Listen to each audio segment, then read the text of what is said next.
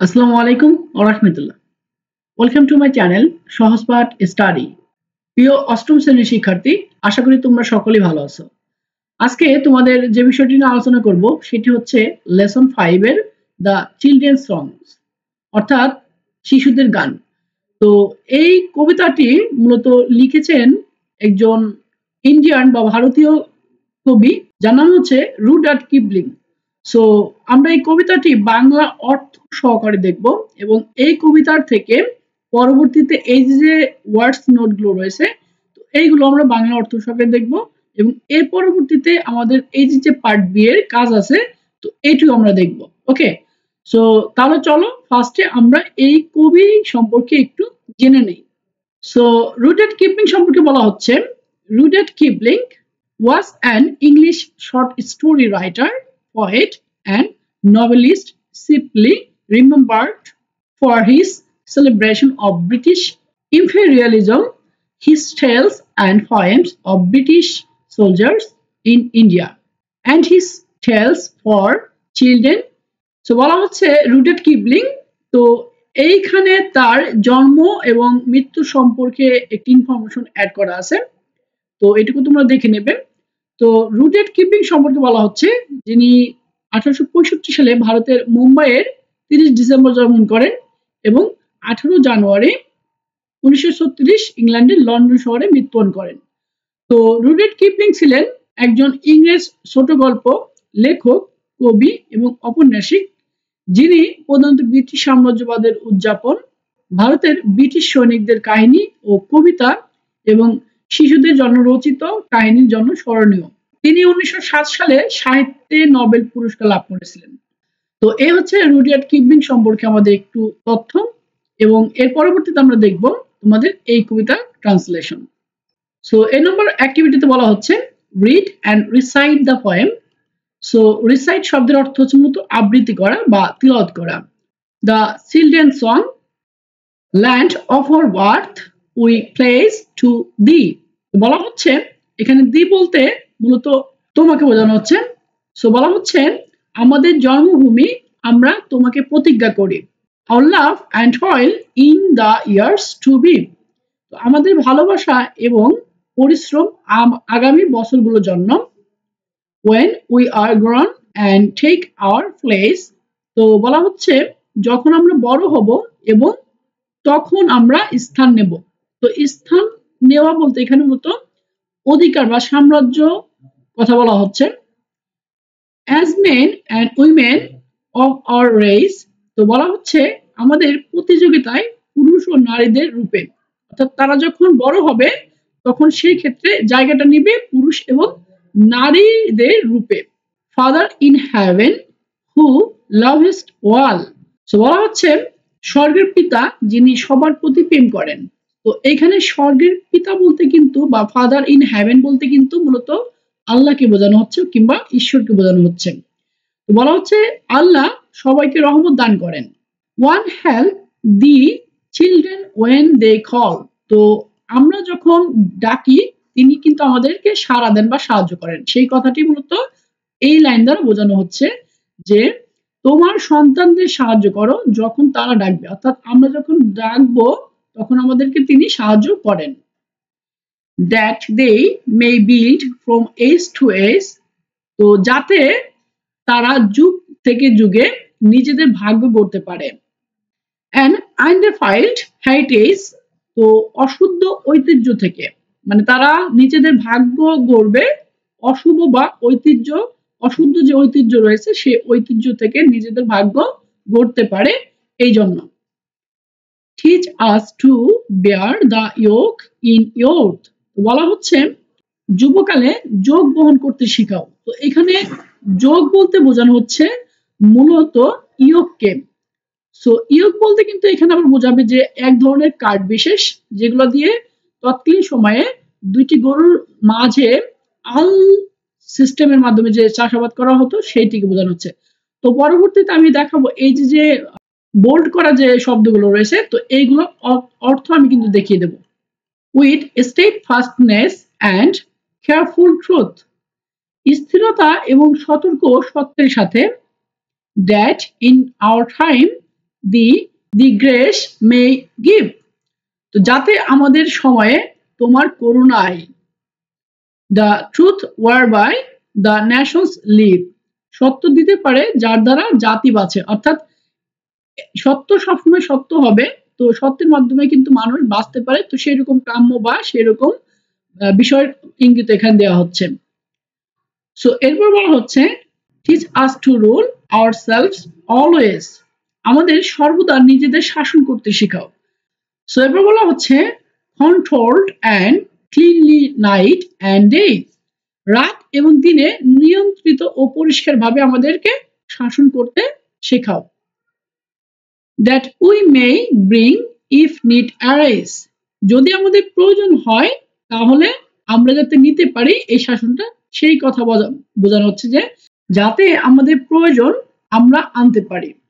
no main and worthless sacrifice, কোনো বিকল এবং মূল্যহীন ত্যাগ যা আমাদের প্রয়োজন নাই। teach us to look in all our ends, আমাদেরকে দেখতে শেখাও যখন আর কোনো কিছু করার থাকবে না। সো এইখানে টিচ আস টু লুক বলতে কিন্তু কোনো কিছু দেখার কথা বলতেছে, যখন আমাদের আর কোনো কিছুই করার সময় থাকবে না বা আমাদের জীবন ফুরিয়ে যাবে, আমরা বৃদ্ধ বয়স বা বৃদ্ধ হয়ে যাব, তখন কিন্তু আমাদেরকে দেখতে শেখাইতে বলতেছে। ওয়ান দি ফর জাজ অ্যান্ড নট আওয়ার ফ্রেন্ডস, তোমার বিচার হিসেবে তুমি আমাদেরকে শেখাও, আমাদের বন্ধু হিসেবে নয়। that we with thee may walk uncaught, যাতে আমরা তোমাদের সাথে নির্ভীকভাবে হাঁটতে পারি। by fear or favor of the crowd, জনতার ভয় বা অনুকম্প ধারা নয়, অর্থাৎ জনতা বা মানুষের ভয়ের মাধ্যমে নয়।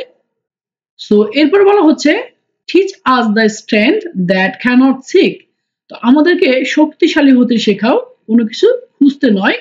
by deed or thought to hurt the weak, কোনো কাজ করতে যারা দুর্বল তাদেরকে নয়। সো এরপর বলা হচ্ছে that under thee we may possess, যাতে তোমার অধীনে আমরা অধিকারী হতে পারি। man's strength to comfort man's distress, মানুষের শক্তি মানুষের দুঃখে সহায়তা করার জন্য, অর্থাৎ মানুষ যখন অসহায় হয় তখন মানুষকে সাহায্য করার মাধ্যমে মানুষের শক্তি নিহিত থাকে। সো এরপর বলা হচ্ছে teach us delight in simple things, সরল জিনিসের মধ্যে আনন্দ শেখাও। and mirth that had no bitter springs, এবং উল্লাস শেখাও যাতে কোনো তিক্ততা বা খারাপ ছিল না। forgiveness free of evil done, কৃতকর্মের মুক্ত দয়া করে, অর্থাৎ যখন খারাপ কোনো কাজ করবে তো সেই কাজ থেকে যাতে আমাদের ক্ষমা করে দেওয়া হয়, তো সেই বিষয়টা এখানে বলছে। and love to all men meet the sun, এবং সূর্যের নিচে বা পৃথিবীতে যে সমস্ত মানুষ থাকে প্রত্যেক মানুষকে ভালোবাসার মাধ্যমে। land of our birth our faith our pride, তো বলা হচ্ছে আমাদের জন্মভূমি আমাদের বিশ্বাস আমাদের গর্ব। for whose dear sake our fathers died, তো যার জন্য আমাদের পিতা মারা গেছে। সো এখানে ফাদার্স ডাইড বলতে মূলত বীর সন্তানদের কথা বলা হচ্ছে, যারা অন্যদের কল্যাণে কাজ করে কিংবা দেশের জন্য জীবন উৎসর্গ করে। head heart and hand through the years to be, মাথা হৃদয় এবং হাতের সাথে বছরের পর বছর যারা কাজ করে গেছে। সো এবার আমরা হচ্ছে তোমাদের এই যে ওয়ার্ড নোটস গুলো রয়েছে, তো এইটির বাংলা অর্থ আমরা এবার দেখে নেব। সো ওয়ার্ডস নোট বলতে এখানে বোঝানো হচ্ছে যে মূল শব্দগুলা বা এই কবিতায় যে সকল শব্দ ব্যবহৃত হয়েছে, তো সেই সকল শব্দের ইংরেজি শব্দ কি হতে পারে, তো সেইগুলা। তো বলা হচ্ছে প্লেস মেক আ প্রমিস, অর্থাৎ প্রতিশ্রুতি করা। তো প্লেস বলতে এখানে মূলত প্রতিশ্রুতি করাকে বা প্রতিজ্ঞাবদ্ধ হওয়াকে বোঝানো হচ্ছে। এরপর হচ্ছে ট্রল, তো এখানে ট্রল বলতে মূলত হার্ড ওয়ার্ক বা কঠোর পরিশ্রমকে বোঝানো হচ্ছে। এরপরে লাভেস্ট বলতে লাভ বা প্রেমকে বোঝানো হচ্ছে। এরপরে দাই বলতে মূলত ইয়োর বা তোমার বোঝানো হচ্ছে। এরপরে আনডিফাইড বলতে পিওর বা শুদ্ধকে বোঝানো হচ্ছে। এরপরে হেরিটেজ বলতে মূলত বোঝানো হচ্ছে history traditions buildings and qualities that a country has had for many years and that are an important part of the country's character. যেটা ইতিহাস, ঐতিহ্য, ভবন ও গুণাবলী যা একটি দেশের বহু বছরের অভিজ্ঞতা এবং দেশের চরিত্র গুরুত্বপূর্ণ ভূমিকা পালন করে। সো এবার বলা হচ্ছে ইয়োক। তো ইয়োক মানে এখানে বোঝানো হচ্ছে a piece of wood that holds two oxen together while plugging or pulling a cart. একটি কাঠের টুকরো যা দুটি ষাঁড়কে একসাথে ধরে রাখে যখন তারা চাষ করে। তো এরপর বলা হচ্ছে bear the yoke। তো এটার অর্থ হবে shoulder the great responsibility, অর্থাৎ বৃহত্তর দায়িত্ব নেওয়া বা বড় ধরনের কোনো দায়িত্ব গ্রহণ করাকে বলা হবে bear the yoke। সো এর পরবর্তীতে তোমাদের যে বিয়ের অ্যাক্টিভিটি ছিল, তো এই প্রশ্নগুলোর উত্তর আমরা এখন বাংলা অর্থ সহকারে দেখে নেব। সো বলা হচ্ছে read the poem silently। তো কবিতাটি আবার নীরবে পড়বে and answer the questions, এবং তারপরে প্রশ্নের উত্তর দাও। এক নম্বর প্রশ্নে বলা হচ্ছে what do the children promise to their motherland? তো শিশুরা তাদের মাতৃভূমির প্রতি কি ধরনের প্রতিশ্রুতি দেয় বা প্রতিশ্রুতি করে? তো উত্তরটি হবে the children promise to be dedicated to their motherland by pledging their love and toil in the years to come, committing to uphold its values and heritage. অর্থাৎ শিশুরা তাদের মাতৃভূমির প্রতি নিবেদিত থাকার প্রতিশ্রুতি দেয়, ভবিষ্যতে তাদের ভালোবাসা এবং শ্রম উৎসর্গ করে, এর মূল্যবোধ এবং ঐতিহ্য রক্ষা করার প্রতিশ্রুতি করে। সো এখানে ডেডিকেটেড বলতে মূলত বোঝানো হচ্ছে উৎসর্গ করাকে বা উৎসর্গ করাকে। এবার 2 নম্বর প্রশ্নে বলা হচ্ছে why do the children ask God to teach them? তো শিশুরা আল্লাহর কাছে কি শিখতে চায়? সো উত্তরটি হবে the children ask God to teach them to bear responsibilities, to seek truth, to rule themselves, to show strength and to find joy in simple things. তো বলা হচ্ছে শিশুরা আল্লাহর কাছে প্রার্থনা করে তাদের দায়িত্ব নিতে, সত্য অনুসন্ধান করতে, নিজেদের শাসন শক্তি প্রদর্শন এবং সাধারণ জিনিসে আনন্দ খুঁজে বের করতে। সো এবার বলা হচ্ছে they want guidance in living morally and helping others। তো তারা একে অন্যকে সাহায্য এবং নৈতিকভাবে বসবাস করার দিক নির্দেশনা চান। এবার 3 নম্বর প্রশ্নে বলা হচ্ছে do you like the poem? তুমি কি কবিতাটি পছন্দ করো? why, কেন? তো উত্তরটা হবে yes, হ্যাঁ, I like the poem, আমি কবিতাটি পছন্দ করি because, কারণ it emphasizes themes of love, responsibility and the importance of heritage, কারণ এটি প্রেম, দায়িত্ব এবং ঐতিহ্যের গুরুত্বকে তুলে ধরে। It inspires a sense of duty towards one's country and encourages moral values, এটি দেশের প্রতি কর্তব্যবোধের অনুভূতি জাগায় এবং নৈতিক মূল্যবোধের প্রতি উৎসাহিত করে। The language is beautiful and heartfelt, making it resonate deeply. So বলা হচ্ছে এর ভাষা সুন্দর এবং আন্তরিক, যা মনের গভীরে প্রতিধ্বনিত হয়। সো ডিয়ার স্টুডেন্টস, এই হচ্ছে তোমাদের কবিতার বাংলা অর্থ এবং এর পরবর্তীতে কিছু শব্দের বাংলা অর্থ এবং সর্বশেষ হচ্ছে এই প্রশ্নের উত্তর।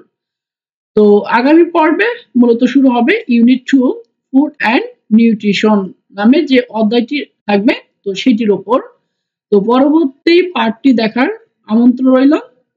সো ভিডিওটি কেমন লাগলো সেটি অবশ্যই কমেন্টে জানাবে, এবং ভিডিওটি যদি ভালো লাগে তাহলে প্লিজ ভিডিওতে একটি লাইক এবং কমেন্ট করবে। So thank you so much for watching this video.